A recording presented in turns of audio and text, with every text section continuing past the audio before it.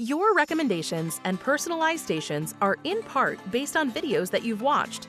You can view, delete, and pause your watch history to customize your YouTube music experience. To view your watch history, tap your profile photo. Tap Settings. Select Privacy and Location. Then tap Manage Watch History. To delete a video you've watched, tap the menu icon next to the video, then tap Delete. You can also access your history by tapping your profile photo and tapping History. You can pause your history so videos that you watch won't show in your watch history and won't be used to improve your recommendations. To pause or unpause your watch history, tap your profile photo, go to your settings, select Privacy and Location.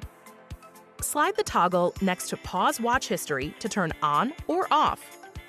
Your watch history settings are shared between YouTube and YouTube Music, so pausing watch history on YouTube Music will also pause watch history on YouTube.